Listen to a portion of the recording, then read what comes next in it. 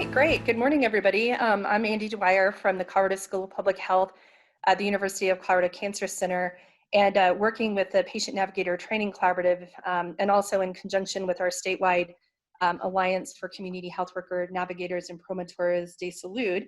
We're super excited to offer a series of great webinars specifically to address what's happening right now with the COVID-19 crisis and how we can support navigators, those of you working the front lines, to ensure that we're really looking at giving the best supports to patients within our Colorado communities. And I'm sure there's several of you joining also from throughout the country. So thank you again for taking the time for joining us. We will be offering a series of webinars throughout April and May to address issues related to COVID-19, mental and behavioral health, and we'll share a little bit about those upcoming opportunities, and then also some of the offerings that PNTC is sharing. One of the fun things we're doing throughout April is a Navigator night, or Wednesday night happy hours. So if that's something you're interested in engaging with all of the other navigators in your Colorado communities, something for you to join in. And again, Erin will share those opportunities and follow-up emails in the chat today.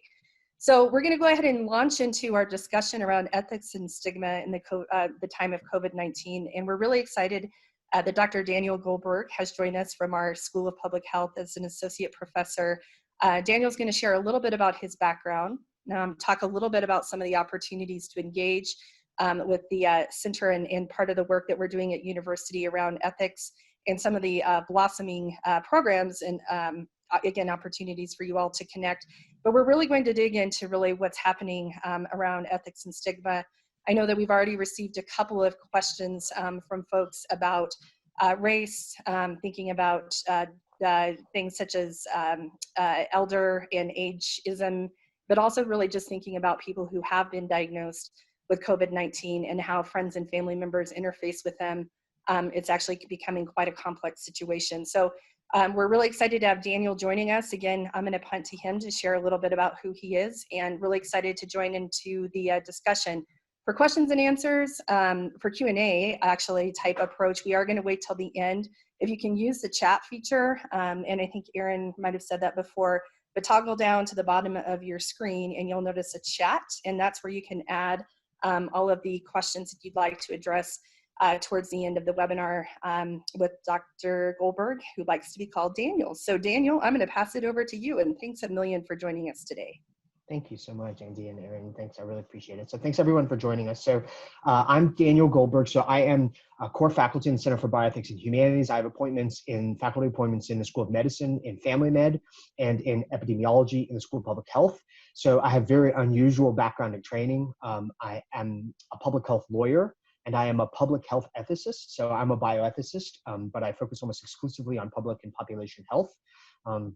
And I'm actually also trained as a historian, and I'll talk some about the history today of ethics and racism as it relates to infectious and communicable disease. My core sort of research and scholarship, I focus mostly actually on chronic and non-communicable disease. That being said, my fields of public health law and public health ethics were basically born out of a concerns related to infectious and communicable disease. So I do know something about these areas as well. I have studied chronic pain and inequalities in chronic pain and other chronic illnesses for about the last 10 to 15 years. I spend a lot of time thinking about structure and structural violence and structural injustice, what I call the isms, racism, sexism, ableism, ageism, these kinds of things and their impact on population health.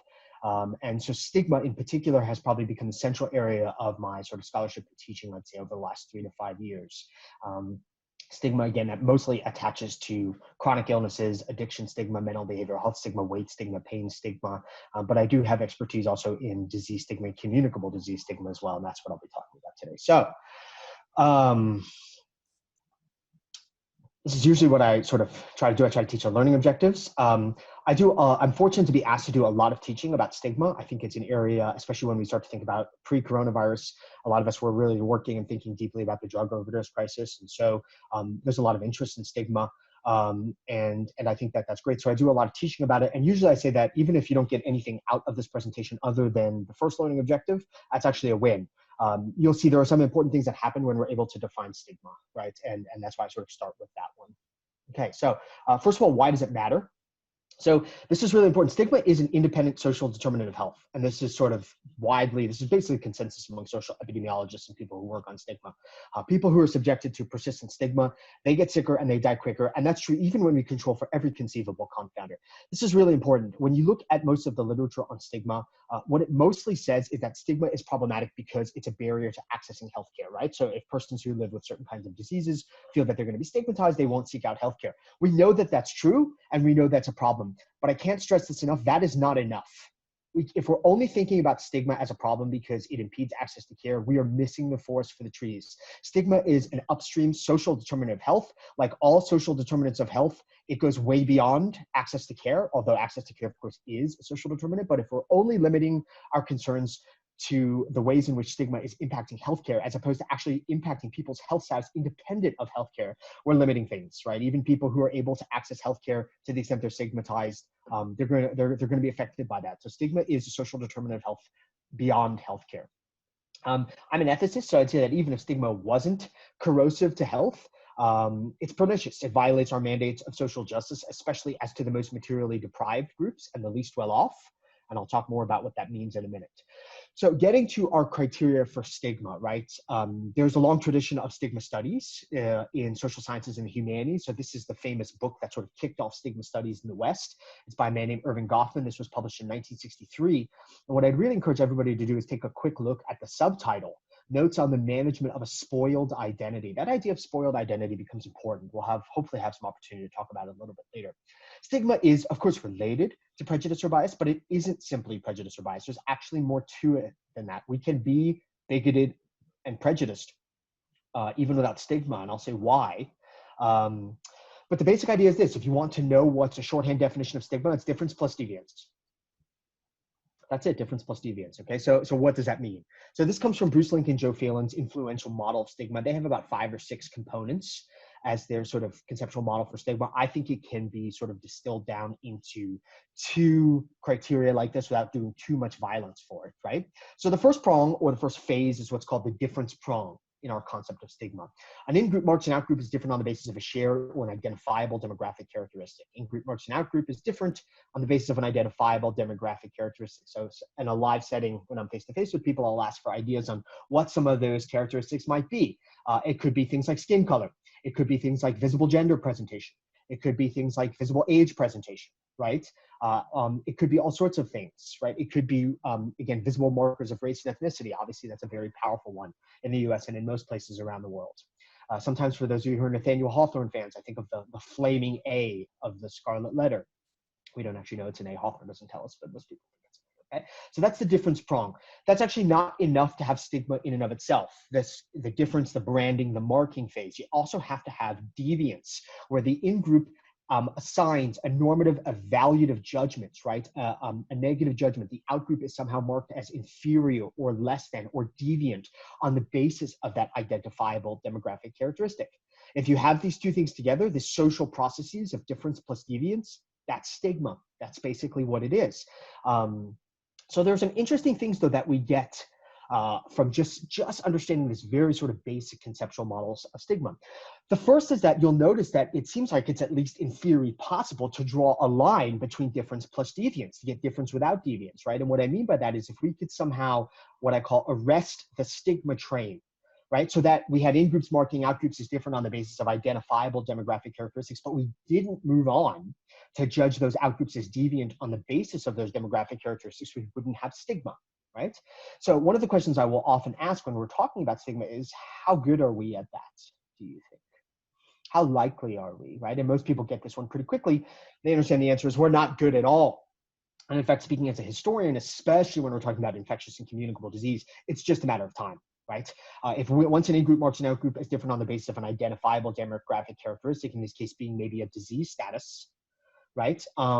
It's just a matter of time before the in-group goes on to judge the out-group as deviant on the basis of that category, right? So we're not good at that. We're not good at stopping the stigma train. Another way of thinking about this is there's a slogan in disability rights communities in the US and in the UK in particular, and that slogan is actually difference without deviance. And what the message is there is just because we are a group of people who have different functionings and capabilities does not mean that we should be judged as deviant or less than on the basis of those characteristics. And unfortunately, disabled people in both the US and the UK, probably all over the world, are all too familiar with disability stigma. And I do have a background in disability studies, so that's something that I end up talking about quite a bit. So what are some things that we learn from this definition? And this is why I always start here. It's really important to understand stigma as a structural phenomenon, right? And one of the things we learn is that we tend to see stigma, those of us who have the misfortune to experience it more often than not, we tend to see stigma in sort of our downstream encounters. You know, I went to see the healthcare worker and they stigmatized me, right? I went home and my intimate partner stigmatized me. When I went to seek benefits at a state or a federal office, I felt stigmatized by a staff worker there. So we tend to see stigma in its manifestations in individual encounters. And unfortunately, as I'll talk about a little bit later, that tends to be also where most of our interventions are directed, to those sort of individualized downstream encounters. But that's a trick. That's an illusion. That's just a manifestation. Stigma is an upstream structural determinant, and it is rooted in upstream structural determinants of social power, of inequalities, and of historical patterns of domination, oppression, and subordination. And one of the ways we know that stigma is fundamentally connected to social power structures is because the definition actually tells us that. It's in the definition, right? So in-group marks and out-group is different on the basis of a shared demographic characteristic. The in-group has to be in, and the out-group has to be out. And that's actually part of the definition of stigma. Now, usually I will ask a sort of face-to-face audience, I will say, are you all members of in-groups or out-groups? And everybody sort of smiles and gets it pretty quickly because everybody realizes the answer is yes. Most of us are members of in-groups and out-groups all at the same time. Social life is very complicated, right? There are in-groups and out-groups and in-group, within in-groups, and it gets pretty complicated pretty quickly. But here's the question. What if you have the great misfortune to belong to many more outgroups than in-groups? Because we know there are people like that in our society, right? And what we would predict based on the conceptual model, the definition of stigma alone, is that if you are one of those people who belongs to many more outgroups and in-groups, you are much more likely to experience stigma, and the consequences of that stigma that you experience are much more likely to be severe. And this is what we would predict based on the definition alone. And when we do the epidemiology, in turn, that's actually exactly what we find, right? So stigma is fundamentally a creature of social power. It's fundamentally a creature of upstream historical patterns and structures. And then those manifest in more downstream encounters that people experience on an everyday basis. But stigma is a structural phenomenon, which suggests that if we really want to fix this thing, we're going to have upstream macro social interventions, right? So one of the ways of thinking about this, and I really like this metaphor, comes from Madison Powers and Ruth Faden, who wrote a wonderful book on social justice as a foundations in public health and health policy in 2006. And what they said we really want to watch out for is what they call compound disadvantage, these densely woven patterns of disadvantage from which escape becomes almost impossible. When people become ensnared in these, and the people who do become ensnared in these densely woven patterns of disadvantage, by definition, are the ones who belong to many more outgroups than in-groups. That's sort of how it works. So stigma is one of these disadvantaging factors, but it's also an effect. It's a cause and an effect, and I think that's really important to understand. Right, so these ideas again of densely woven patterns of disadvantage. Okay, so I won't talk too much about this one. I don't think sort of banding people over the head with theory is really a very useful way of proceeding. But I like Madison Powers and Ruth Faden's model because they answer what I think is one of the most difficult questions in public health ethics, which is, you know, even if we're concerned with inequalities, how do we know which inequalities matter most? Right? And that's actually a very difficult normative question. I think it's much more difficult than most people often give it credit for. Even if we say we want to focus on health equity and compressing health inequalities, how do we know which ones are most important? There's a whole bunch of them out there, right? And so Powers and Faden's model says we really want to focus on inequalities that fuel these densely woven patterns of disadvantage, right? And interventions that I think intensify stigma fail both prongs. And I think that's really something that healthcare workers and public health professionals and community health workers really need to understand, is that actually a lot of what we do in public health and health promotion actually can intensify stigma. And there's a lot of history on that. So we have to be careful, right? What structural factors, we can perpetuate them even when we don't intend it. And that's one of the funny things about stigma is it's sort of a funny topic for a bioethicist to be focusing on, right? Because, you know, if I sort of stood up in front of a room and I asked, should we withdraw life-sustaining treatment in X case, we'd probably get about half the room would say, well, yeah, I think we should. And we'd probably get about half the room that would say, well, no, I don't think we should do that at all. And if I asked a room full of healthcare workers or community health workers, how many of you all woke up this morning and said, today I'm really looking forward to stigmatizing anywhere between 6 to 8 of my patients and the people whom I serve. I'm really looking forward to it. I'm excited to stigmatize them. I think it's going to be a good day. And of course the answer is no decent person actually does that. And yet we know that stigma in healthcare encounters and in community health is actually inordinately common from what people tell us, right? So we need some way of explaining how this happens, even when people don't intend it. And I think structure is really the only way we can do that. I'll explain a little bit more what I mean by that. But another thing that I think is important is to understand the agency that belongs to stigma. Stigma is always rooted in macro-social structures. It's always caused by people.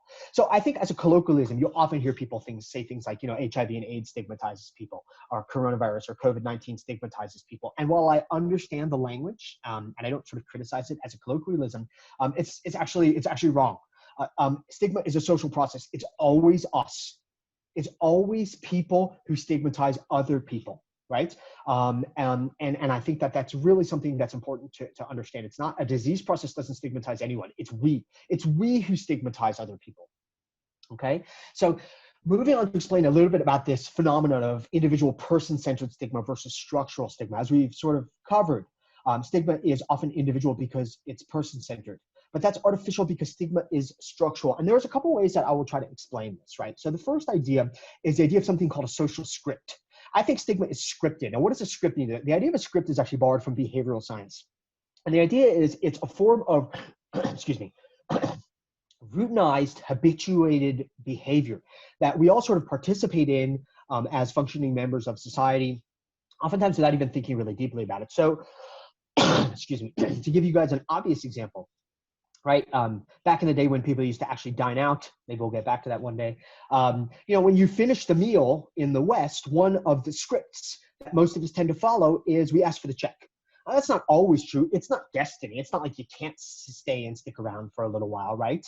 But it is a dominant sort of conceptual scheme. It scripts our behaviors even when we're not thinking about it and when we're not really conscious about it.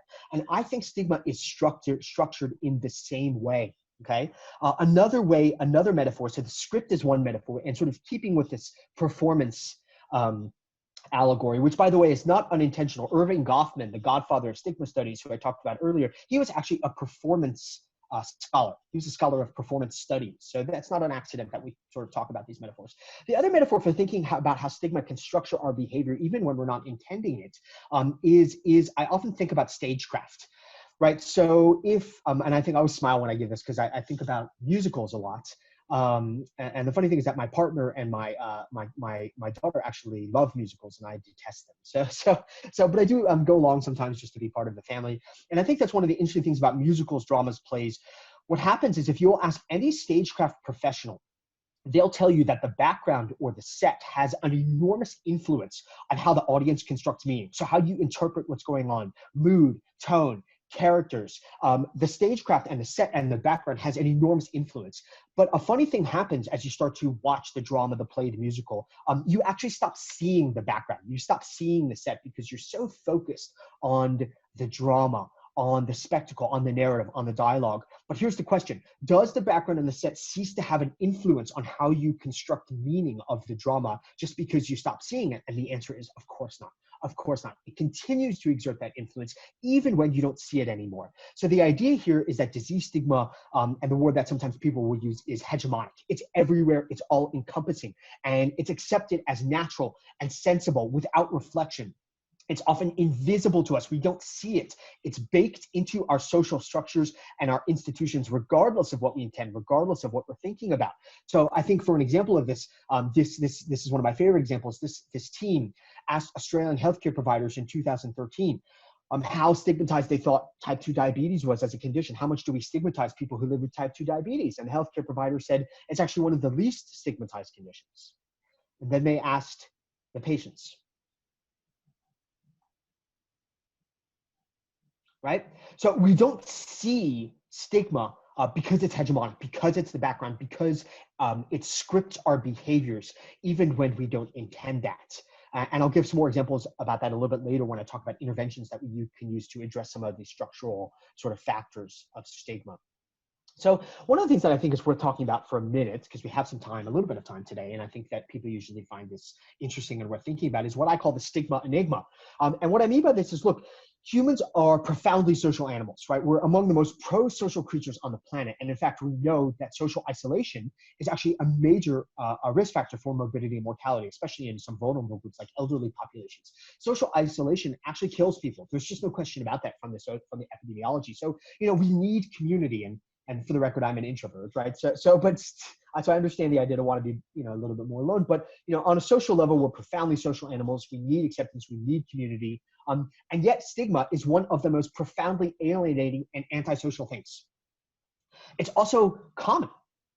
We stigmatize each other all the time, every day, constantly. And so this gave rise to, in my mind, sort of a puzzle, which is, if we're such pro-social creatures, why do we regularly engage in some of the worst, most antisocial, most alienating and isolating things we can do to each other? And so I think there are a couple different theories. I think this one is particularly interesting in our sort of coronavirus age right now. So there's one theory that comes from behavioral science in particular. And I think this one we want to be careful about because it's an evolutionary theory. You have to be careful about sort of using evolutionary explanations for human behavior in a sort of a just so kind of way. But I think as part of a bundle of explanations, there's probably something to it, right? But the basic idea is this. It's like, yes, we do need to live in community with each other, but actually living in community brings all sorts of harms and risks, right? Like social life is both very important to us, but it's not that it's an unalloyed good, right? There's all sorts of harms and risks that flow from living in community with each other. And the obvious example I usually give is infectious and communicable disease. Camus wrote an entire book about these risks, right? It's called The Plague, La Peste, right? And so the idea is that we had to evolve mechanisms to try to protect ourselves against some of the harms and the risks of living in community with each other, and stigma is one of those mechanisms. I think there's probably reasonable as one explanation among others. Another explanation is what is called a phenomenological explanation, and this is one that sort of I've developed. It's not alone, but this idea of the Book of Job is actually one I've developed. So I'm sure you didn't log on to this webinar today thinking we're going to do Bible studies, and I want to stress that that's not what this is. But I think it's important to acknowledge that we live in a largely Judeo-Christian or Christian society. And even for people who themselves, including people whom we serve who are perfect atheists, agnostics, not Christian or Jewish at all, it's still the case that in Western societies, right, these ideas, these tropes about are going to have an enormous influence on how people interpret their lives and their illnesses. And so I think it's worth unpacking and thinking about, regardless of what faith tradition you adhere to personally or none at all, because it's absolutely fine. But regardless of whether or not you adhere to these faith traditions, the Book of Job is actually a great story. There's a reason it's really popular, right? It's without question the book in the Old Testament, in the Hebrew Bible, that has received the most attention from Western theologians and philosophers for thousands of years. It's a really sort of great, juicy story. There's a reason why it's popular. So it's worth unpacking what happened, spending a few minutes just to talk about it. So what's going on in the Book of Job? At the beginning, you have this guy Job, and Job is actually doing pretty well. And how do we know he's doing pretty well? Well, we look at his life. How's he doing in his professional life? How's he doing with his family, right? And so professional life is going really well. Job has a very successful business, so he's doing pretty well there. And we look at his family life. How's he doing? He gets along with his partner pretty well. He's got kids. His kids are flourishing. Job's having a good life. And so then you have the deity who comes along and he says, look at Job. Job is such a righteous person. Job is righteous and faithful, right? And he says, I'm so proud of my Job. He's doing such a great job. Then the chief mischief maker comes along and he puts the same question to the deity that Martin Luther King puts entirely in a secular context. He says, Martin Luther King says, we don't take the measure of a person at times of comfort and convenience, but rather at times of challenge and controversy, right? And the message there is actually a significant one. It's easy to do good and be good when everything is going right. What happens when all that is taken away? So the deity actually takes the wager, and all misfortune starts raining down on poor Job's head. So what happens? Well, the first is apparently Job invested heavily in .com stocks in the late 90s, right? So his businesses tank. He gets his relationship with his partner starts to suffer. One of his children gets sick and dies. So illness is actually a part of the story of the Book of Job. And all of that is just the background for the real action. The Book of Job is actually a series of conversations. Job sits there after all of these poor things have happened to him, and he asks what we call the existential question, the cosmic question that a lot of the people whom you all are serving as community health workers, as healthcare workers in general, are asking. They may not ask you directly, but they think about it, which is, why me? Why is this happening to me?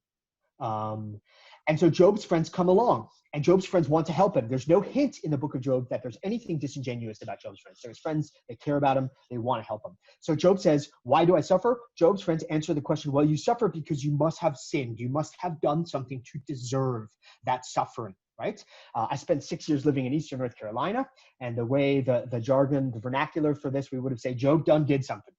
Job done did something, okay? That's round one. There's some dramatic irony there because the audience knows that Job actually didn't do anything wrong.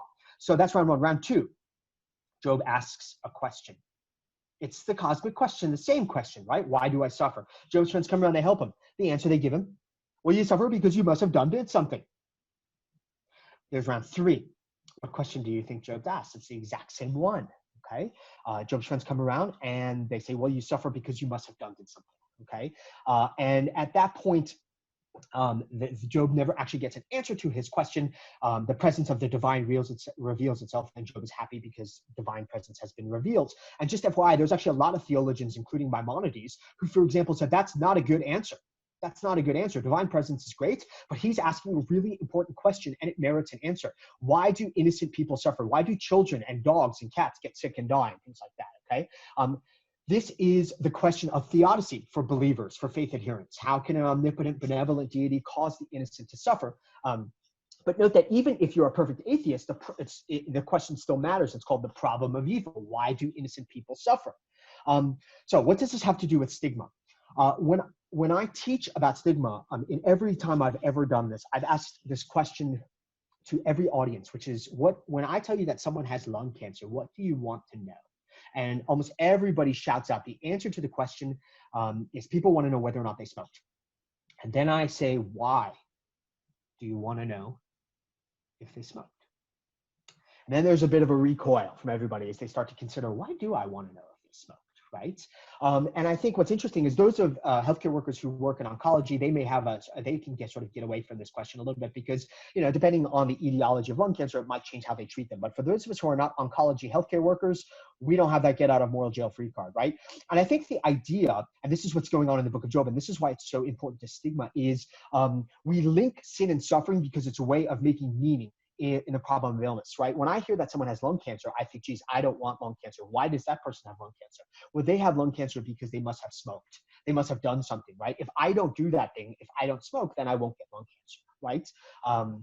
And so Nietzsche talks about this, the famous philologist of Christian and Jewish morality, right? He says, prior to the Judeo-Christian narrative, he said, there's no answer to the crying question, why do I suffer? Most of us think that suffering is the worst problem. Nietzsche says that suffering is actually not the worst problem. The worst problem is nihilism. The worst problem is meaninglessness. The worst problem is thinking that there's no reason why people suffer, that it's completely random and arbitrary, that there's no cause, no order, right? And so Nietzsche says, and I think there's something to this, that in the West in particular, we link sin and suffering because it's a way of making meaning of illness, right? That we think that people must have done something to deserve it because the alternative, that illness is random and arbitrary, is too difficult for many of us to fathom.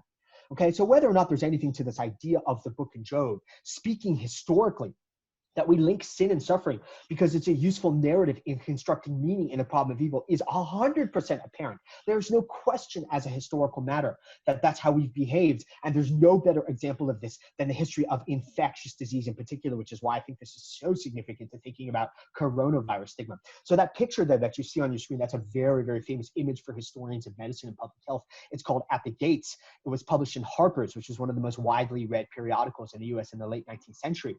And it says, the subheading there says, our safety depends upon official vigilance.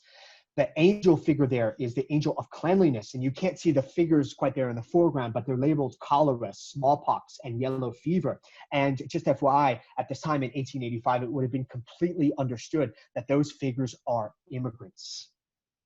Those are immigrants, okay? So, and we're gonna move more about this. This idea of infectious disease stigma is especially powerful as it relates to people who are deemed as foreign, as outsiders.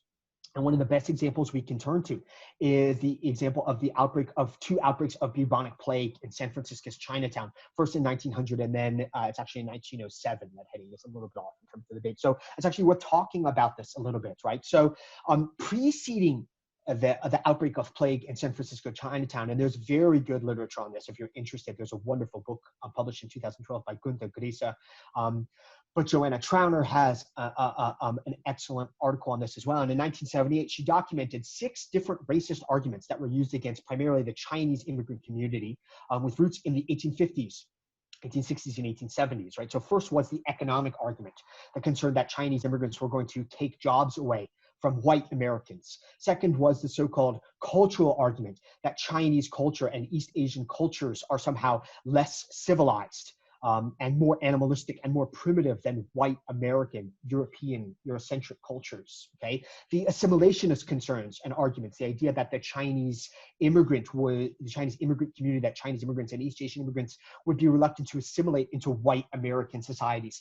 There were the explicitly racist arguments, the ones where basically they said America is a white country and we want to preserve white homogeneity, and East Asian immigrants will dilute that homogeneity. There were the biological arguments, the idea that Chinese immigrants were biologically inferior to white Americans, Eurocentric European Americans, right?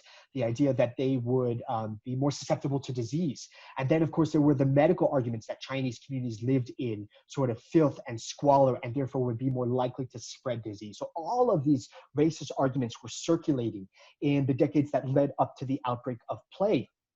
If you all don't take anything else out of this webinar, this slide, maybe the definition of stigma, this slide is what I would really like you to really sort of think about in a minute. And this idea is that racism, especially as it attaches to disease processes, right, it easily crosses causal attributions. There's this idea, and this is the one that I really have to push back against a lot. There's this idea that when we have sort of coronavirus stigma or racism related to coronavirus, the idea is that it must be a function of scientific and health illiteracy. It must exist is the idea, only because people don't understand facts about the transmissibility of coronavirus, right? And I can't push back against that enough. You know, 2 things. One, because we know, because of what we've talked about in this webinar so far, that stigma is actually a creature of structure and social power. We don't have good evidence that one of the root causes of stigma is what's called the deficit model, the idea that people just don't understand scientific and epidemiologic facts about disease, and if they did, it would reduce the racism and stigma that's directed against people, especially Asian Americans and people of Asian descent in an explicit, invidious sense right now. So the second point is whether or not an intervention actually works to reduce stigma is an empirical question. We need to measure it and assess it. And even though I'm a humanities scholar, I'm also a public health person, and I'm not afraid of measurement and assessment. And the idea that really telling people the facts reduces stigma and racism connected to disease processes or infectious disease is not well supported by the evidence, right? And so we can see this historically with what happened. In the 1870s, the primary causal theory of infectious and communicable disease is something called miasma theory. And there's an illustration of that, although that picture is taken a little bit later from the 1910. But the idea was that, and people referred to the foul and disgusting vapors in Chinatown, right? They refer to it as a laboratory of infections. By the time we get to the 1890s and the first decade of the 20th century, right, the 1980s, I guess we might call it, right? You know, that the miasma theory had been largely replaced by germ theory, but the racism that was attached to coronavirus easily crossed this causal attribution with no problems whatsoever, okay? And so I just can't stress that enough. If we really want to work to reduce coronavirus stigma and racism, you know, there's always a room to educate people about scientific and epidemiologic facts. I'm not opposed to that in general. What I am opposed to is the idea, the way of thinking that suggests that that's a really powerful anti-stigma intervention, right? That's not, I just don't think that's true. That doesn't really understand the concept of stigma and racial animus, which I perceive as a major form of stigma. It doesn't really understand the roots of those things, right? And that's partly why I start with concepts, right? So one of the things that is well understood in one of my fields of public health law is that public health law actually mediates stigma and racism. And in a sense, it would be surprising if it didn't, right? If stigma and racism is really structural, and our laws and our social policies are major structural institutions, right? It would be very, very strange if pre-existing stigmas and racisms didn't find their way into our laws. And so that's exactly what we find when we look at the history, right? In 1880, the San Francisco Board of Health, which was actually very powerful at the time. Don't make any mistake. In the post-Civil War era, municipal boards of health actually exerted quite a bit of power, especially as we get closer to the end of the 19th century. They officially declared all of Chinatown a public nuisance. Okay, so that's kind of a big deal, right? Excuse me. There you go. In 1896, they enacted a full maritime and port quarantine against Chinese and then Japanese passengers. Japanese immigrants were starting to come to the US in the 1890s in particular, okay? And then sort of everything happened in March 6th of 1900 when an autopsy confirmed bubonic plague as the cause of death in a Chinese-American man. Now that picture, what you're looking at there, is what's called a cordon sanitaire, a rope cordon that was actually used to quarantine entire sections of towns. This is actually not San Francisco. This is 1899, and it's in the city of Honolulu. But this rope cordon actually was used for bubonic plague. If you think about how infectious disease travels, first it landed in Hawaii in 1899, and then it made its way to California in 1900. So the very next day, the next year in 1900, after the autopsy confirmed plague as the cause of death, the San Francisco Board of Health erected a sanitary cordon around all of Chinatown. So keeping up with what's going on. Later in March, the 22nd in 1900, the San Francisco Board of Health announced in sequence that 1, Chinatown was infected with plague. 2, Chinese people were concealing the scope of the disease. And 3, the media was suppressing news of plague. And if number 2 and number 3 and those bullet points sound awfully familiar to you, they should. And this is why I insist as a historian and a policy scholar that history is so important. One of my favorite hashtags is history matters. And what is new is old. We've seen these things before. States and Canadian provinces went on to quarantine the entire state of California. President McKinley barred Chinese and Japanese people from traveling outside the state in May of 1900. And again, we see that the San Francisco Board of Health actually enacted that sanitary cordon around Chinatown. I have a picture of it coming up. All of this led to a lawsuit. This lawsuit was filed by a Chinese-American man. It's a very, very famous and important case. It's called Juha versus Williamson. It's a federal district court case that came in 1900. And what's really important to understand is that, especially in a public health emergency like the one we're facing with coronavirus, okay, that states have enormous powers to regulate in the name of public health. There's not a lot that states are going to be restricted in doing. And this is actually quite frightening for those of us who are concerned about individual rights. And we know that state power is, of course, disproportionately wielded and influenced against marginalized and vulnerable groups, particularly people of color in American society. So this should be a concern. Some colleagues and I have talked about our sort of big concern with some of these stay-at-home orders, where some states like Maryland was actually talking about criminalizing people who are outside their homes. We had some concerns about what this meant for people of color, for whom walking outside from a law enforcement perspective was now risky. Right, that legal authority was now given for these people to be questioned and arrested just for being outside. This is a concern. So Juha is an important case because it's an example of a rare example of where a federal court in a public health emergency actually pushed back and said, in the first part of this quote, you can see in the presence of a great calamity, the court will go to the greatest extent and give the widest discretion in construing the regulations that may be adopted. But they said this one goes too far. The cordon, right, it cordoned off Chinatown among 10 to 15,000 people. They said two things. First, from a public health perspective, this makes no sense. The disease is still going to circulate within Chinatown. There's no evidence this is actually going to be effective. It might actually make things worse. And then the second thing they said was this is basically invidious discrimination because the sanitary cordon actually specifically exempted white-owned businesses within Chinatown itself. So they said it is in effect a discrimination, and it is the discrimination that has been frequently called to the attention of the federal courts where matters of this character have arisen with respect to Chinese Americans. That picture that you see there, that is actually literally a picture of the sanitary cordon in San Francisco in 1900 during the bubonic plague outbreak. That's barbed wire. The court concludes this quarantine cannot be continued for two reasons. First, it's unreasonable and oppressive. It's contrary to the laws limiting the police powers of the state, and it's discriminatory and it's contrary provisions to the 14th Amendment, which is basically the equal protection and due process clauses as applied to the states. Okay, so one of the things I think is really important to understand is, of course, when we talk about coronavirus and stigma and racism, we want to think about some of the explicit and invidious forms of racism that have been so horrifyingly targeted against Asian Americans and people of Asian descent, and you can see a lot of that here. But part of the point of, I think, thinking about stigma and racism as it attaches to disease process is that it's a structural phenomenon. And in a social space where we have a pandemic or an infectious disease, you're going to find multiple intersecting stigmas and racisms all occupying the same sort of social spaces, right? And so, of course, we see the horrifying inequities in what coronavirus is doing among Black populations, among Latinx populations, among indigenous peoples, right? Those don't look quite the same as the explicit and invidious racism that's targeted at Asian Americans, but they are driven by structural stigmas and racisms nevertheless, right? And people who study stigma and racism, particularly against people of color and particularly against Black Americans in the US, they all, to a person, even if they don't have to be scientists, they all knew exactly what would happen when coronavirus started to spread inside African American and Black communities in the US, right? And again, there are other examples, as we can see. Worldwide, coronavirus has been fueling anti-Semitism, especially in Europe, although we see this in the US as well. There have been parades. I mean, some of the protests have featured anti-Semitic elements as well. So in terms of where do we go from here, and this is the last thing I'm sort of going to say before we stop to take some questions. What I want people to understand is that anti-stigma work requires a multi-level approach. Unfortunately, because we tend to see and study anti-stigma in terms of individuals, attitudes, practices, and beliefs, and I'm not actually opposed to that study, we just need to do more than that, okay? Our interventions have also tended to be downstream, and they've tended to focus on changing individual people's attitudes, practices, and beliefs. There's some evidence that that's effective. To do anti-stigma work, I think we need what I've referred to as policy bundles. It's not just one thing that's going to work. We need to do a whole bunch of different things all at the same time. And as part of that bundle, we can do downstream work. We can try to change individual attitudes, practices, and beliefs. What we shouldn't think is that by itself, those kinds of downstream interventions are going to move the needle much on structural stigma. They're not.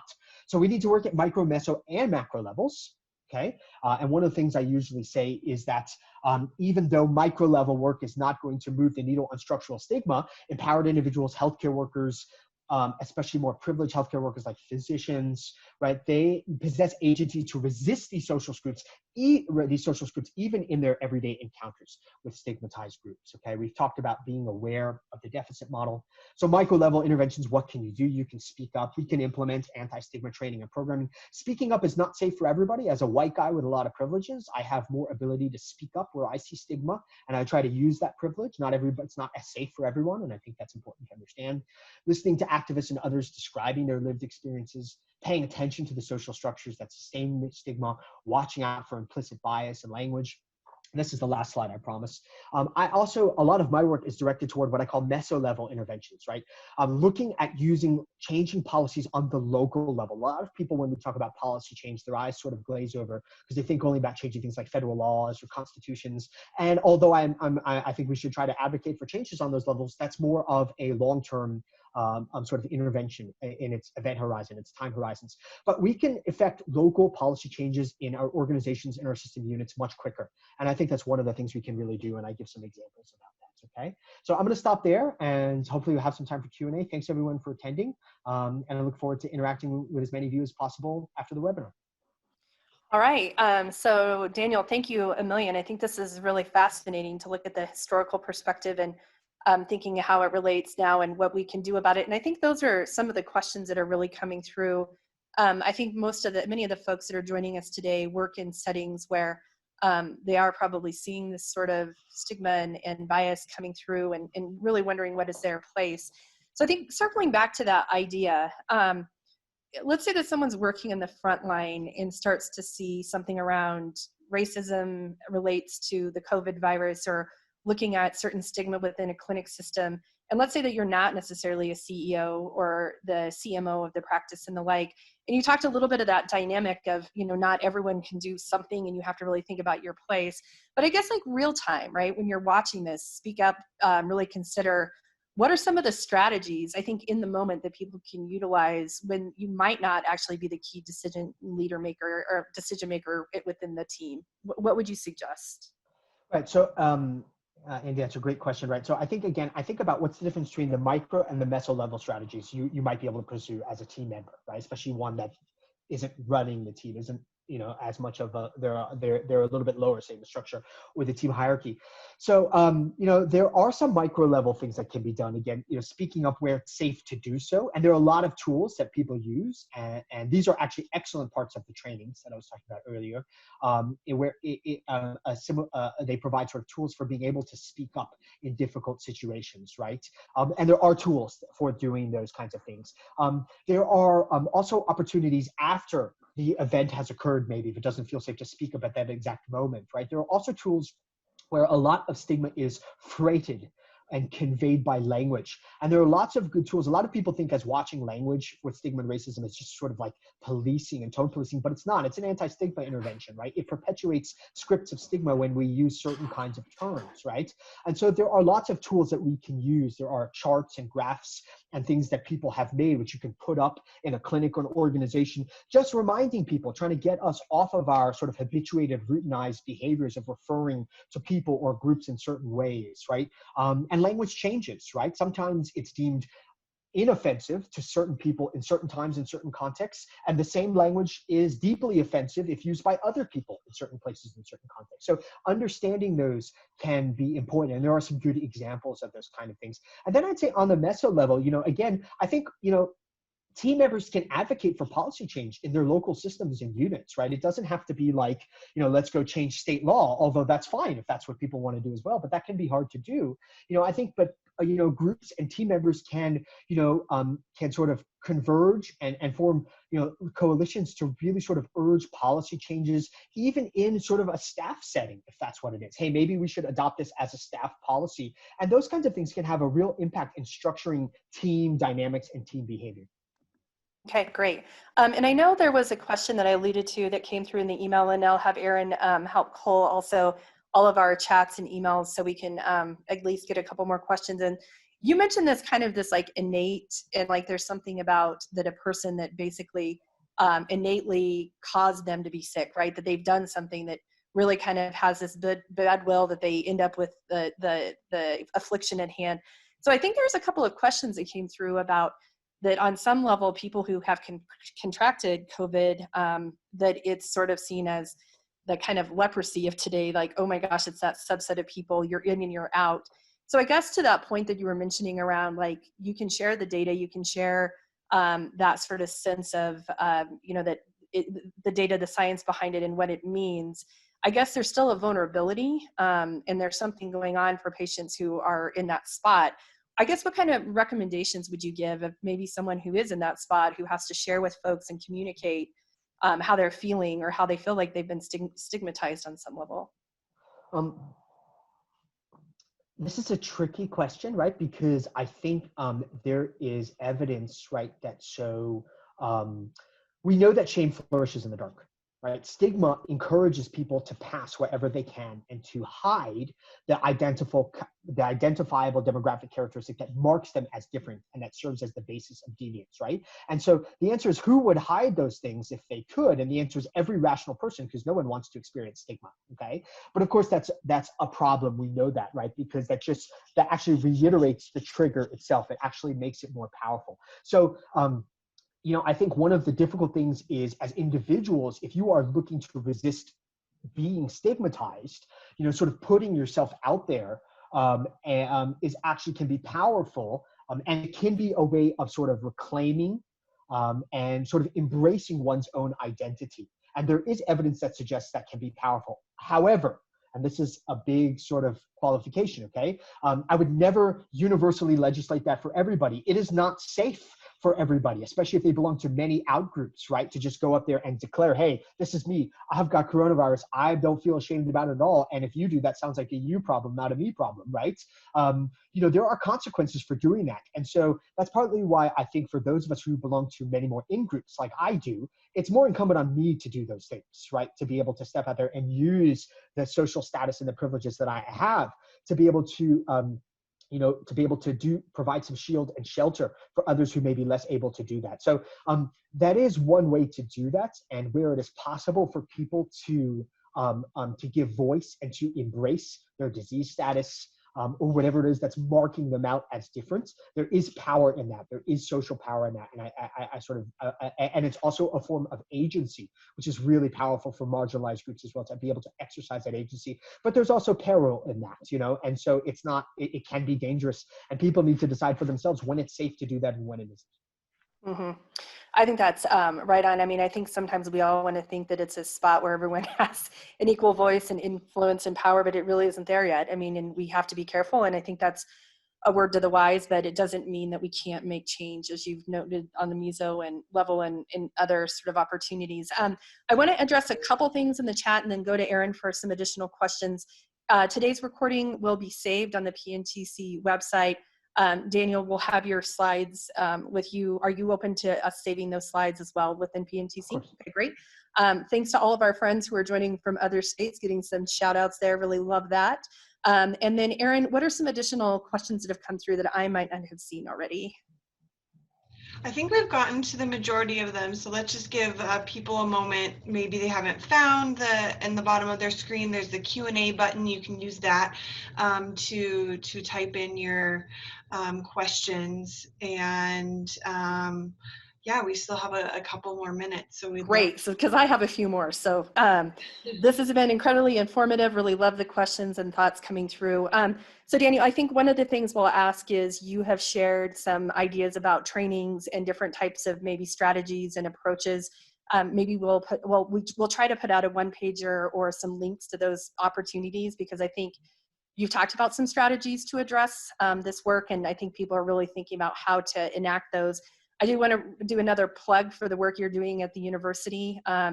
Ultimately, Daniel, I'll give you a few minutes to also talk about that, that you are really some of the bioethicists who have some great background here in our state that can, sounds like, lend itself to helping support our Colorado communities at large. But Daniel, I want to talk about this quickly because you were quoted in the Denver Post. I feel like I'm on CNN right now. So Daniel, you were quoted in the Denver Post to talk a little bit about the mental and behavioral health aspects.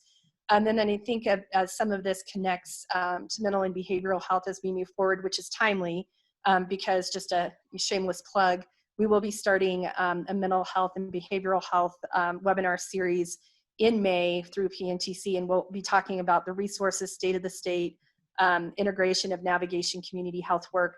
But I guess sort of around this whole construct of mental and behavioral health and where stigma fits in this time of COVID-19, what's kind of your general sense, and what did you share with the Denver Post that you think would be helpful for folks to know? Well, so for those of you who didn't see it, so the article in the Denver Post was actually me putting into practice exactly what I just said. So I live, and I disclose this to everybody, it was in the Denver Post, so it's public, but I live with significant anxiety and panic disorder. And so I studied chronic illness and stigma for a living, and I try to also live what I teach and learn about as well, because I experience, like I said, significant anxiety and panic. And so it's partly about me being able to disclose those things because I do have a lot of privileges, right? And the stigma that people who live with mental behavioral illness experience, I'm less likely to experience the blowback for those kind of things. You know, I'm not an easy target for many ways. You can tell I have expertise. I'm a lawyer. People are afraid of lawyers. I have a background in disability. And so putting myself out there is partly a way of me helping myself and trying to gain some agency over what I live with and what I deal with, but also trying to help others who have less privileges. So, but I think, you know, there's no question that the mental and behavioral aspects of living in a time of a global pandemic are unbelievable. I mean, this is literally unprecedented. We know, of course, what happens from mental and behavioral illness, but because, again, you know, stigma is structural, right? These things are structural. They're going to have disproportionate impacts on people who are more marginalized and who are less privileged to begin with. And I often think about our public health interventions, especially some of our stay-at-home orders and our significant restrictions on movement and freedoms and liberties as a counter. You know, these are public health harms. These are harmful things for many of us, right? It's been hard in my household, and I have a lot of privileges. I can only imagine what it's like for others, okay? And that these interventions have counters, and those counters are turning every day, right? And the most obvious example I can give by this is, for example, one of the communities who we're most trying to help in the age of coronavirus is actually elderly communities, because we know they're at risk in the age of coronavirus, you know? And so The problem is that we know that social isolation is one of the major risk factors for elderly people in the US as well, right? They are particularly sensitive to social isolation. It kills elderly people. And so we are enacting now a public health intervention that we know over time poses a significant risk of mortality and morbidity for the very population who we're most trying to help. Right? So that's a problem. And it doesn't mean that we shouldn't do it, by the way. Don't run out of here saying Goldberg said this was a bad idea. Not at all. I think it's a good idea. I just think, as sort of Andy pointed out, there are significant health consequences, including a lot of mental and behavioral health concerns that we need to be prepared to address. And I think there's almost uniform agreement that, you know, we've been so occupied with the acute crisis, and that's understandable, but we've been so occupied with the acute crisis that we haven't really started yet to pay attention to the consequences of the things we need to do to protect people in our state and in our country and on the planet. So just addressing a couple of the comments, I think Patty Valverde noted this is not new. This has been something that's historic, and we've seen that through today. And I think we have an ongoing need, COVID or coronavirus, that this is still something that's going to happen and we need to address. And I think that's what our navigation communities and many other folks see on the front line. Getting a lot of rave reviews, so Daniel's making us look real good. So, and then a question or two about, can we have more talks like this? So Daniel, I would say we will try to post for PNTC some of the upcoming additional discussions around these kind of topics, and then would probably invite you back probably after we see the tail of this really extend on and where we are and what we're learning and what we can put into practice and play. And the other thing I want to mention is we are doing a policy discussion. So I think your point around what's coming, and this is more of a big P policy, but one of our health lobbyists who's engaged in one of the biggest health lobby firms in Colorado is going to give a state of the state around policy at the federal and national level. But I think in that is also some opportunities to think about some direct funding for putting in some social supports and the like. So I think we should have an ear for that moving ahead next week. And then I don't really see any additional questions. So Daniel, I am going to, so does he have more talks? Yes. And we will make more links to those. So Daniel, we'll keep that up and keep you engaged. But I think, Daniel, to this support around the Center of Biohealth Ethics and really what you guys have within your camp of expertise, in our last little bit, would you mind sharing a little bit, and we'll close the webinar after that? Yeah, sure. So the Center for Bioethics and Humanities, it's actually the pictures behind me. That's our building right behind me. But we're a freestanding center. We're on the Anschutz Medical Campus, but we're actually organized centrally. So we serve the entire University of Colorado system. And we try our best to touch all 4 campuses for those of you who are in Colorado. We do a lot of outreach and programming. We have particular areas of expertise in ethics and public health. Public health ethics is a relatively new field. There's not that many of us. We have a concentration of it in Colorado. And so if you're interested in learning more about these kind of things, I would really tell you to keep an eye on what we're doing. We have an active website, lots of things going on. You can engage with us in lots of different ways, and we'd love to do so.